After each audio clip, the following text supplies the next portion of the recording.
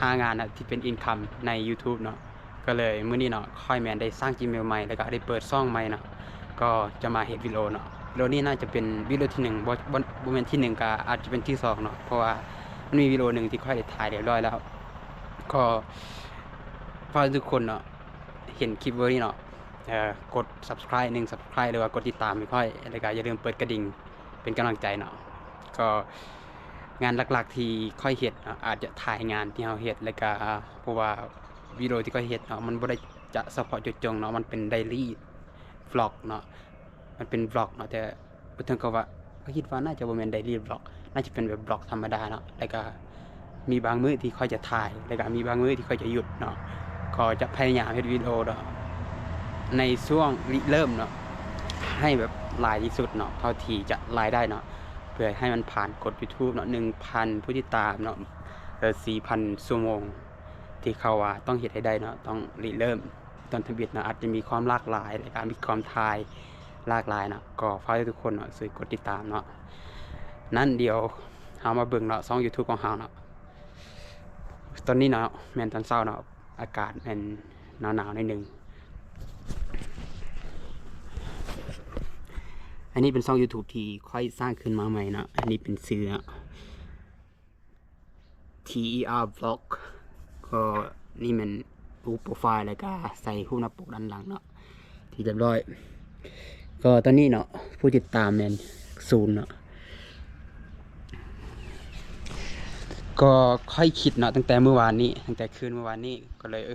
คิดว่าเราก็คิดว่ามันก็โอเคอยู่ในการเฮ็ด YouTube เนาะถ้ามันเราเฮ็ดได้เราก็พอได้ไปถ่ายไปนั่นไปนี่แล้วก็ถ่ายบันทึกเหตุการณ์แต่ละอย่างเนาะลงใน YouTube เนาะอาจจะบ่ได้เป็นแล้วก็เราสามารถที่จะต่อยอดใน YouTube เนาะอย่างเช่นเนาะเรามีงานเห็นว่าค่อยเฮ็ดเกี่ยวกับนี้เนาะเขามีประสบการณ์ดังนี้ค่อยอยากไปทำงานอยู่บนอื่นการเฮ็ดตลาดการเฮ็ดตลาดออนไลน์มันก็เป็นตัวหนึ่งที่สำคัญที่สุดในปัจจุบันและในอนาคตเนาะเพราะว่ามันในอนาคตถ้าเชื่อว่าคือคนต้องมีโปรไฟล์ของตัวเองเนาะแล้วก็โปรไฟล์นั้นมันต้องเป็นความจริงเนาะดังนั้นเมื่อสมมุติว่าเฮามีโปรไฟล์ที่เป็นความจริงเนาะแล้วก็มีประสบการณ์ที่น่าเชื่อถือได้มันก็ง่ายในการที่จะเฮ็ดเวียกเนาะที่เฮาบ่ต้องไปติดต่อหาเวียกแต่เฮาจะเอาโปรไฟล์ของเฮาเป็นตัวยืนยันเนาะแล้วก็ให้เขาเลือกว่ามันจะเป็นแบบคล้ายๆกับว่าค่อยมีตัวเลือกค่อยต้องการได้อยากได้สินค้าแต่นั้นค่อยเสาะหาสินค้าแล้วก็เสาะหา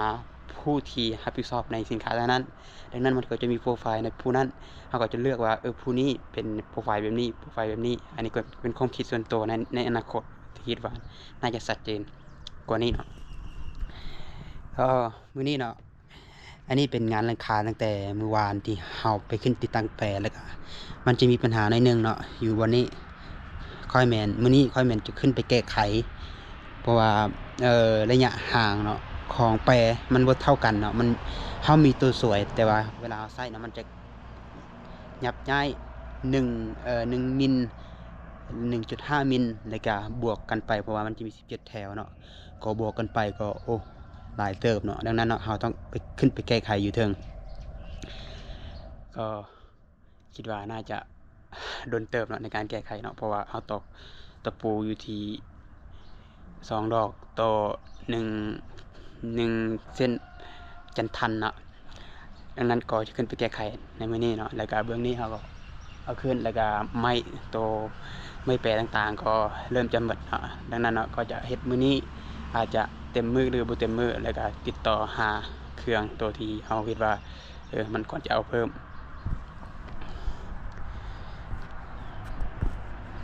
ก็คลิปนี้เนาะในมื้อนี้เป็นการ